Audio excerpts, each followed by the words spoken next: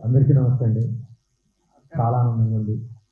చాలా రోజుల తర్వాత మీ అందరినీ కలుసుకోవడం. ఎక్కడో చిన్న పల్లెటూరు, ఒక మధ్యతరగతి కుటుంబంలో పుట్టి బంగారు ఆభరణాలు తయారు చేసుకునే నన్ను సినిమాల మీద ఎంతో మక్కువ ఉన్నటువంటి లక్షలాది మందిలో నేను ఒకరిని. అలాంటిది ఒక సినిమా ఉదయకాలం అని ఒక సినిమా తీసి ఆ సినిమా ద్వారా ఒక స్టార్డమ్ ఇచ్చి నా పేరు మీద సంపూర్ణేశ్వర అనే పేరు మీద ఒక సంఘ్ రాయించి ఇలాంటి ఛాంబర్లో ఎప్పుడో కానీ ఏదన్నా అకేషన్ ఉంటే కానీ రాలేనటువంటి ఎంతో మందిలో నేను ఒక్కడిగా ఇవాళ ఈ ఛాంబర్లో ఈ ప్రెస్ మీట్ పెట్టేంత స్థాయికి తీసుకొచ్చింది నేను దైవంగా భావించే ఒక అన్నగా భావించే రాజేష్ అన్న.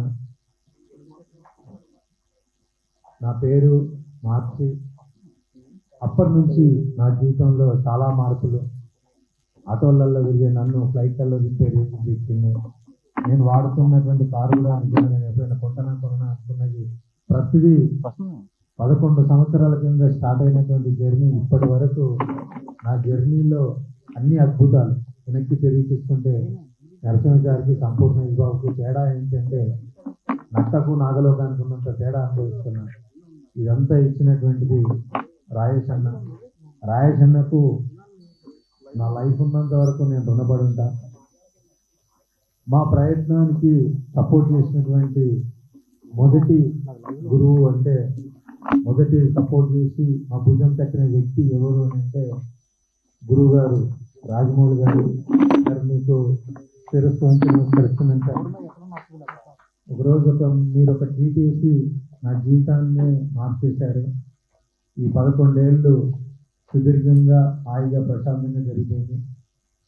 అలాగే మా ఉదయకాలం పనిచేసినటువంటి డైరెక్షన్ డిపార్ట్మెంట్ కానీ మహేష్ అన్న, చైతన్య కత్తి గారు లేరు ఇప్పుడు మన మధ్యలో, అది బాధాకరం.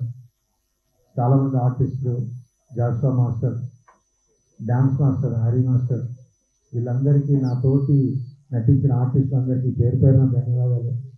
ఆ టైంలో సపోర్ట్ చేసినటువంటి ఇంకొంతమంది వాళ్ళందరికీ ప్రత్యేకంగా పేరు పేరున నా ధన్యవాదాలు.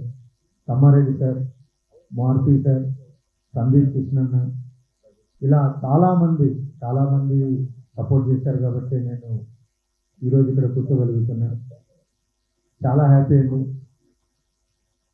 ఒక మట్టిలో మాణిక్యంలాగా నన్ను ఈ స్థాయిలో నిలబెట్టారు.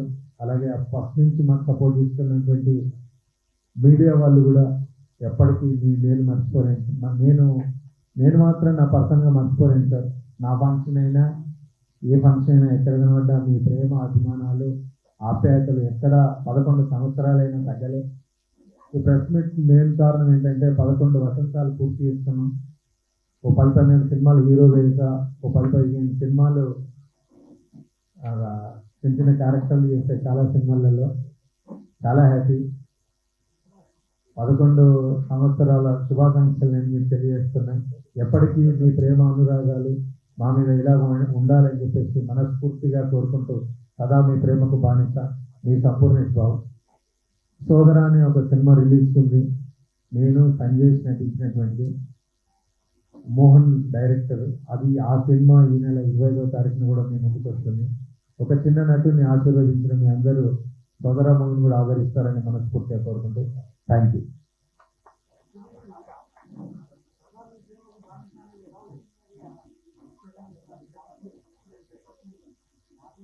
అవునండి, ఇది అవునవును, అది రాజేష్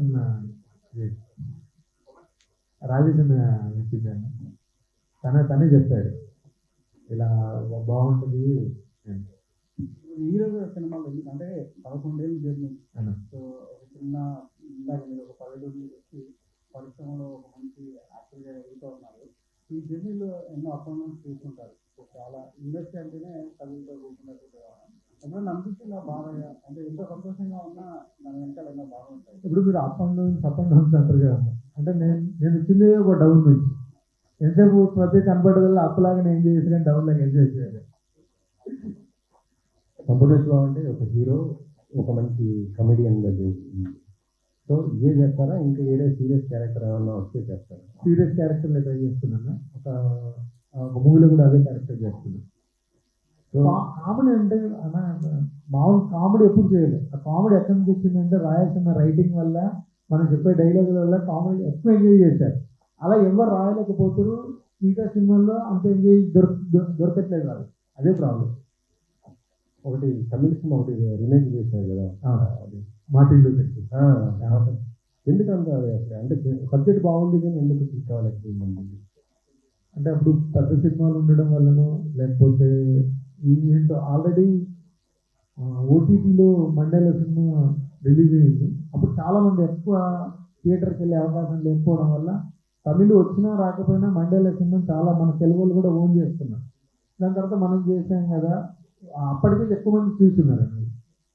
11 years అంటే అది అంత ఈజీ పని కాదు. హక్కుల్స్ కూడా చాలా ఉంటాయి కదా. ఇండస్ట్రీకి మీకు ఎలాంటి సపోర్ట్ బాగా ఉంది?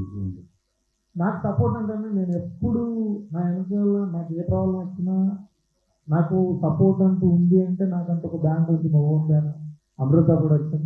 నా వెనకాల గాడ్ లాంటి వ్యక్తి ఎనీ టైం నాకు ఆపద వచ్చినా, అంటే నా ఆనందాలు షేర్ చేసుకోకపోవచ్చు కానీ నాకు ఆపద వచ్చిన మాత్రం నా వెనక నిలబడే ఒక వ్యక్తి, శక్తి ఉన్నది, అది రాయిస్తాను.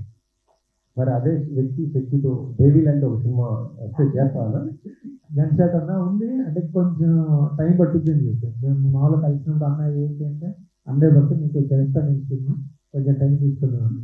అంటే మీ కెరీర్ని, మీ జీవితాన్ని మార్చి జనాలకు పరిచయం చేస్తారు ఒక ఫీజ్ ద్వారా రాజమౌళి గారు. సో ఎవరు వివేకాలు అంటే ఒక్కసారిగా సినిమా నుంచి ఒక నటుని ఇండస్ట్రీ పరిచయం చేస్తారు ఒక ఫీజ్ ద్వారా. సో ఇప్పుడు రాజమౌళి గారికి కలిసినప్పుడు రాజమౌళి గారు మీకు ఎటువంటి ఏమన్నా మాట్లాడారు? గురుగారిని కలిసి కాకపోతే అంత టైం మాట్లాడి ఇదంతా డిస్కస్ చేసేంత టైం ఎప్పుడు దొరకలేదు. కాకపోతే మాట్లాడడం జస్ట్ కలిసినప్పుడు బాగానే మాట్లాడతారు గురుగారు. తప్పు ఎలా ఉందో ఏంటి అసలు ఎవరు కాదనుకుంటారన్నా. ఈ రోజుల్లో నిలబడాలంటే సోషల్ మీడియాలో కూడా చాలా యాక్టివ్ ఉండాలి. మరి మీకు ఎటువంటి సోషల్ మీడియా యాక్టివ్ అంటే అకౌంట్స్ ఏం లేవు, ఎందుకు అసలు ఇంటి దూరంగా ఉంటారు? అవైలబుల్ మీరు హైదరాబాద్లో కూడా ఉంటారు, సిటీకి దూరంగా ఉంటారు. అది ఇట్లా మరి ఇండస్ట్రీకి అంటే పెద్ద నాకు ప్రాబ్లం అనిపించాను. జస్ట్ 2 hours కదా, 100 kilometers ఫిలిం నగర్ నుంచి ఉప్పల్ లోపు మా ఇంటికి వెళ్ళిపోతాను. సోషల్ మీడియా స్టార్ట్ చేస్తాను కొంచెం, ఇప్పుడే కొంచెం ఆపా, మళ్ళీ స్టార్ట్ చేస్తాను. మొదటిగా ప్రేక్షకుల హృదయాల్లో ఎంతవరకు దగ్గరైనా ఆపద వస్తే సంపూర్ణేష్ బాబు కూడా ఈ ఇండస్ట్రీలో హీరో లాగా ముందుకు వచ్చి సాయం చేస్తాడని చాలాసార్లు నిరూపించారు. కష్టంలో ఉన్న వారిని ఆదుకోవడానికి సంపూర్ణేష్ బాబు కూడా తన వంతు సాయం చేస్తాడని నిరూపించారు. సో ఆ సందర్భంలో ఒక మనిషికి చాలా మనిషికి సాయం చేయడం ఎంతవరకు కృషి, అంటే ఒక యాక్టర్గా ఎంతవరకు సాయం చేస్తామన్నా ఇంతకుముందు కూడా ఆ సేవలు ఉండేది. అంటే అది కూడా ఉండే అన్న. అంటే బట్ నేను 100 రూపాయలు సంపాదించినప్పుడు ఎవరికైనా 10 రూపాయలు హెల్ప్ చేస్తూ, 10 రూపాయలు సంపాదించినప్పుడు రూపాయలు హెల్ప్ చేస్తూ, ఇవాళ కొంచెం ఎక్కువ సంపాదించిన వచ్చి అదొక చిన్నప్పటి నుంచి హ్యాబీ. నేను కాదు, నాకనే చాలా మంది చేస్తారన్న. 11 years ఫుల్ సాటిస్ఫాక్టరీగా ఉన్నారా నటుడిగా? ఫుల్ సాటిస్ఫై అండి, అన్ని రకాలుగా సాటిస్ఫై. బిగ్ బాస్లో బయటికి రావడం అనేది మధ్యలో బయటకు వచ్చారు, ఎన్టీఆర్ గారు బాగా సపోర్ట్ చేశారు. అంటే ఆ రిగ్రెట్ ఫీల్ అవుతున్నారు, అంటే ఆ వచ్చేసాను నేను ఉండలేకపోయాను, ఉంటే చివరి వరకు ఉంటే బాగుండేది అని చెప్పేసి ఆ ఫీలింగ్ ఉందా మీకు? అసలు గంజేట్ అన్న అంటే నాకు పోయినప్పుడు తెలియదు బిగ్ బాస్ అంటే. అంతకుముందు హిందీలో, తమిళ్లో జరిగాయి, నేను ఎప్పుడు చూడలేదు. అది సడన్గా మంచి అవకాశం వచ్చిన తర్వాత వెళ్ళా, అంత బాగానే ఉంది. కాకపోతే నా జీవన స్థాయికి అందులో ఉన్నది నాకు ఎక్కువ రిచ్నెస్ అయిపోయింది అన్నమాట. ఎప్పుడో ఎండాకాలంలో కూలర్ వేసి ఇస్తున్న పడుకునే మనం సెంట్రల్ వేసి పెట్టి పొద్దున్న ఉంటే ఏముంటాం, అది మన వల్ల కాదు. కాకపోతే సంపూర్ణేష్ బాబు ఎంత అదృష్టమో, బిగ్ బాస్లోంచి నా అంతలు నేను అలా రావడం అనేది అది నా జీవితంలో దురదృష్టంగానే భావిస్తాను. ఉంటే మీరు అన్నట్టుగా చాలా బయటకు వచ్చిన తర్వాత చాలామంది చాలా సీరియస్ అయ్యారు. ఏంటి అంటే అంత ఉందని నాకు అంత ఫోన్ చేసుకున్నారు తెలియదు, అది చాలా బాధపడ్డాను. క్యారెక్టర్ ఆర్టిస్ట్గా పెద్ద హీరోల సినిమాలు ఇవన్నీ మీరు ఆశించిన స్థాయిలో నాకు తెలిసి రాలేదు చెప్పాలంటే. మీరు ఆశించారా పెద్ద పెద్ద సినిమాలు చేయాలి, ఇంకా వస్తే బాగుంటుంది అని చెప్పి ఇది మైండ్లో ఉండేదా, లేకపోతే వచ్చిన అవకాశాలని మనం సద్వినియోగం చేస్తున్నాం లేదా? ఉంటుందన్న అంటే ఒక నటుడిగా ఆ, చాలా సినిమాలలో చాలా క్యారెక్టర్ చేయాలి, పెద్దవాళ్ళతో చేయాలి అనేది ఉంటుంది. బట్ అన్ని కుదరాలి, ఆ అవకాశం రావాలి, ఆ, వాళ్ళు మన గురించి ఒక క్యారెక్టర్ రాసుకోవాలి. అంటే నేను చాలాసార్లు కలిసినప్పుడు వెళ్ళినప్పుడు అడిగితే వాళ్ళు చెప్పేది ఒకటే, నువ్వు హీరో బాబు, నీకంటే ఒక సపరేట్ ఇమేజ్ ఇస్తాను అంటే, బట్ మీ క్యారెక్టర్ అయితే బాగుండాలి. ఏదో అయితే నేనేమనుకున్నానంటే, సరే ఎక్కడో నిలబెట్టినా సరే నేను చాలా హ్యాపీ, ఒక చిన్న క్యారెక్టర్ అయితే వాళ్ళు అంటారు వద్దు, నేను అట్లా వద్దు, మంచి మీకు ఇచ్చే టైంలో మంచి క్యారెక్టర్ మంచి క్యారెక్టర్ ఇస్తాను, అలా సాటిస్ఫై చేస్తాను. సోషల్ మీడియా వచ్చిన కొత్తల్లో చాలా పాపులారిటీ వచ్చింది మీకే. మిమ్మల్ని ఇన్స్పైర్ చేసి చాలా మంది రకరకాలుగా ప్రయత్నాలు చేశారు, సక్సెస్ అయ్యారు, కొంతమంది ఫెయిల్యూర్ అయ్యారు. బట్ ఏంటి ఈ జర్నీ చూసుకుంటే కనుక సోషల్ మీడియా వల్ల ఏంటి దీన్ని ఎలా ఉపయోగించుకోవచ్చు అంటే మీరు ఏమంటారు?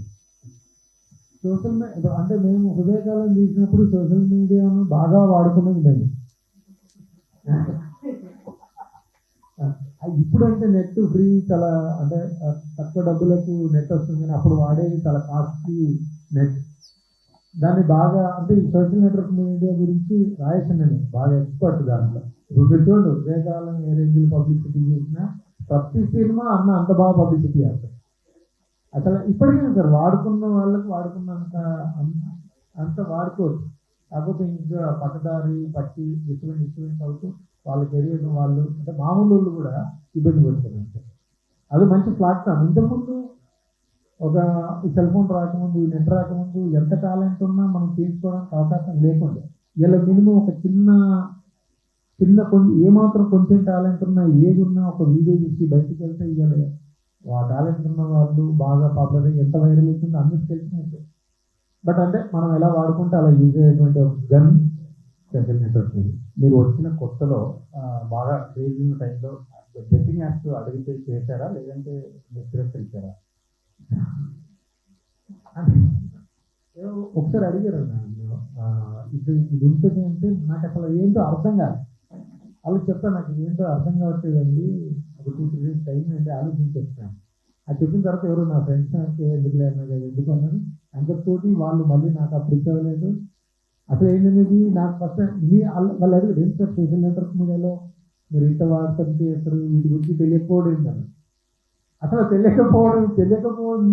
తెలియకపోయినా అని నాకు తెలియదని చెప్పడమే, నేను అక్కడి నుంచి బయట అవుతాను. తొందరగా రియాక్ట్ అయ్యారు.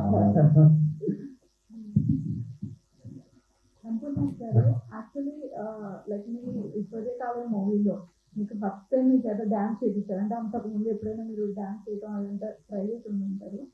సో మీ చేత డ్యాన్స్ చేయించడం కానీ, అండ్ ఇలా ఒక డిఫరెంట్ కాన్సెప్ట్ అంటే డిఫరెంట్ టైటిల్ ఇచ్చి ఇదంతా చేసినప్పుడు, so what was your experience in that time? నాకు డాన్స్ రాదు మేడం. ఎప్పుడూ అంటే ఎక్కడో భారత్లో జరుగుతున్న డ్యాన్స్ చేయడం తప్ప నేను అంత పర్ఫెక్ట్ డ్యాన్స్ కాదు. కాకపోతే హృదయకాలం తీసుకున్నప్పుడు ఒక సినిమాలో ఒక అవకాశం వస్తే చాలు అని వెయిట్ చేస్తున్న టైంలో మిమ్మల్ని హీరో పెట్టి సినిమా చేస్తానండి అనుకున్నా. అసలే అర్థం కాలేదు. నేనేమనుకున్నా అంటే పోనీలే మనకు అప్పటికి ఏదైనా డైలాగులు ఆడియో షూట్ చేద్దాం, వీడియో షూట్ చేద్దాం అంటే చాలా ఖర్చుతో కొడుకున్న పని, మన స్థాయి కాదు. ఫోన్లే సినిమా ఏమైనా కానీ మనకు పీడీ అని ఇస్తారు కదా, లాస్ట్ మనం చేసే పర్ఫార్మెన్స్ అంటున్నా, అదంతా తెలియకుండా జరిగింది.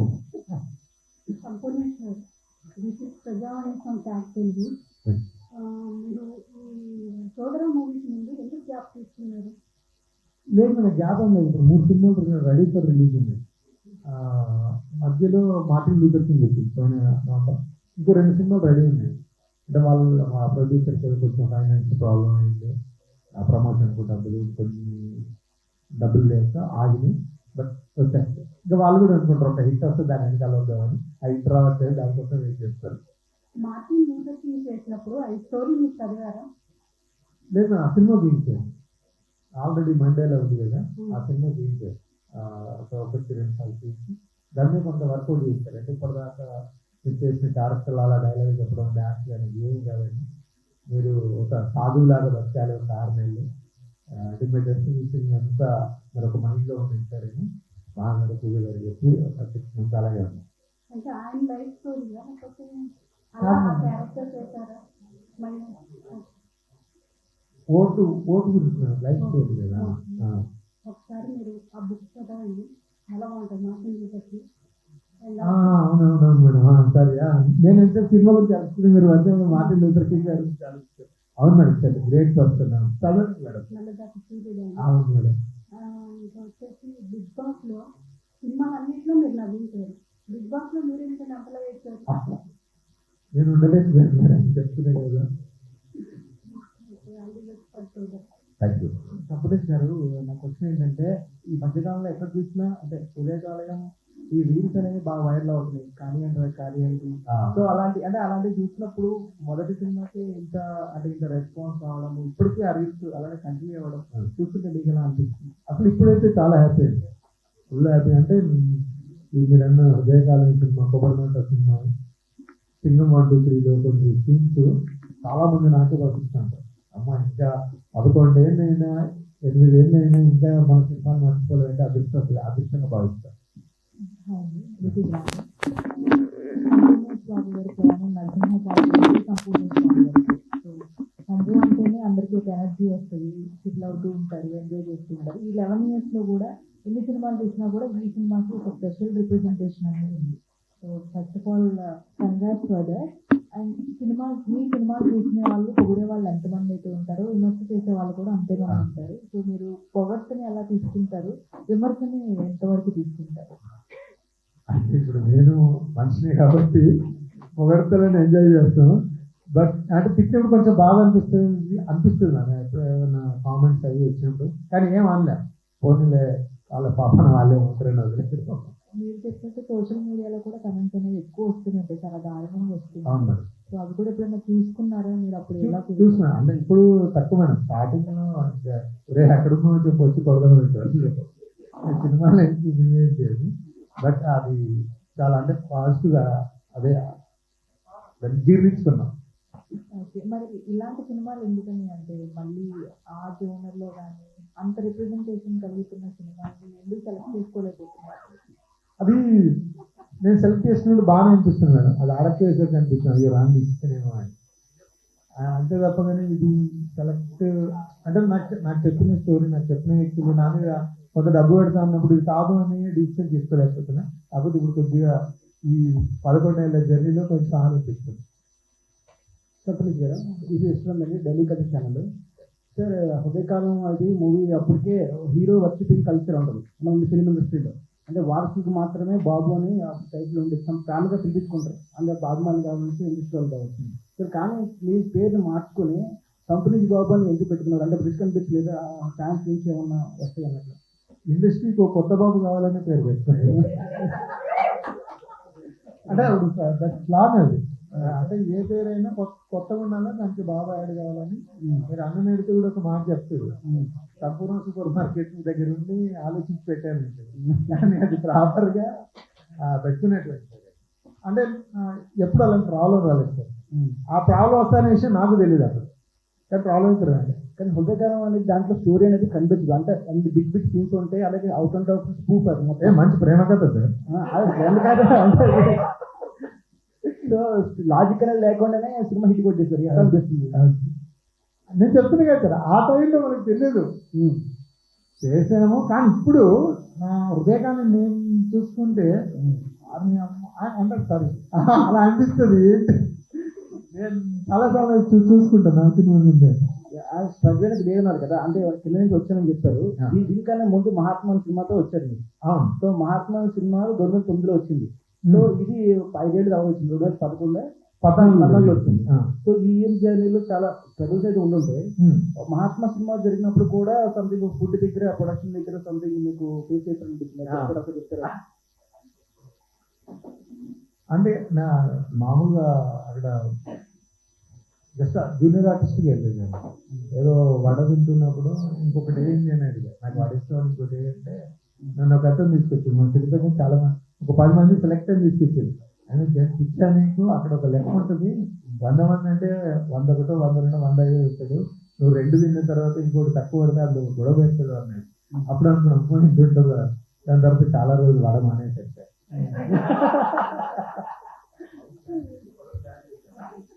సో ఇప్పుడు హృదయకాలికి మళ్ళీ సీక్వెల్ తీస్తారా? మళ్ళీ మళ్ళీ సాయిరాజ్ కలిసి ఉన్న ప్లానింగ్ ఉన్న అన్నతో సినిమా ప్లాన్ ఉంది కానీ సిక్కులేదు.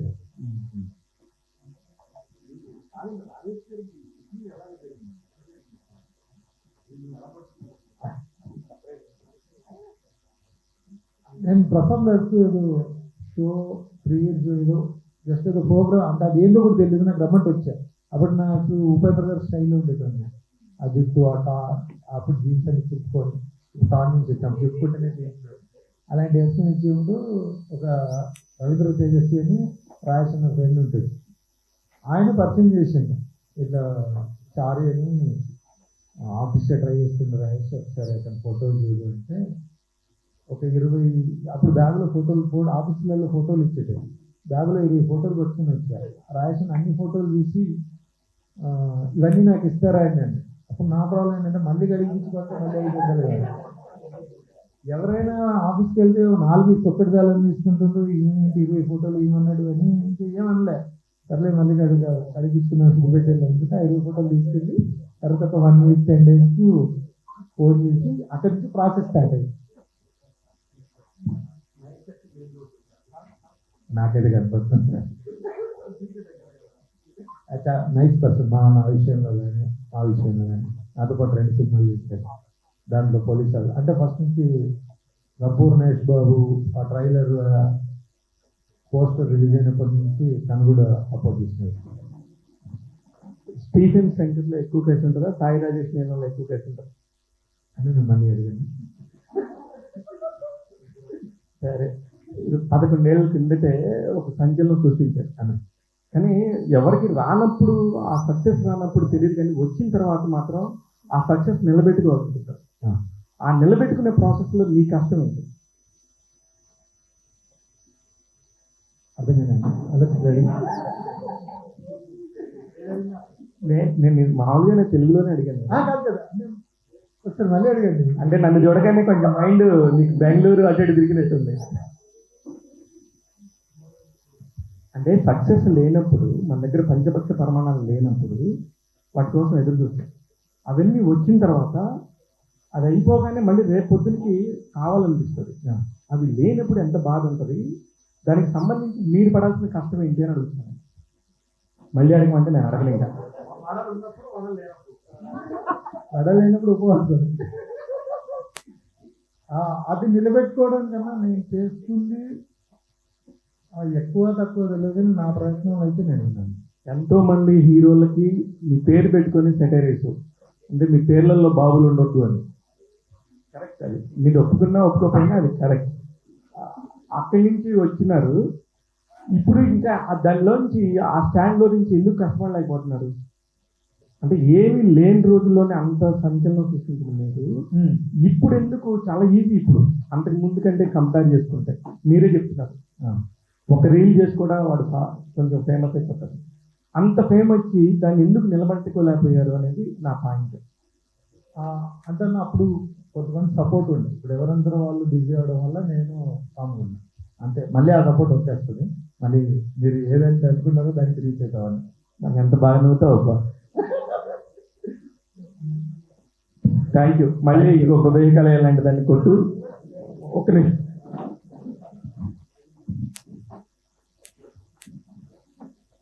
సోషల్ ఇష్యూస్ మీద కొద్దిగా బాగానే రెస్పాండ్ అవుతుంటా కదా నన్ను, ఎవరికైనా ఏదైనా కావాలని కూడా హెల్ప్ చేస్తుంటారు. ఈ మధ్య స్టూడెంట్స్ హైదరాబాద్ సెంట్రల్ యూనివర్సిటీ కొద్దిగా ఇది చేస్తున్నారు కదా, దానిపైన మీ ఒపీనియన్ ఏంటి? హైదరాబాద్ సెంట్రల్ యూనివర్సిటీ ఎస్సీయూ చెట్లు నరికేసి కొద్దిగా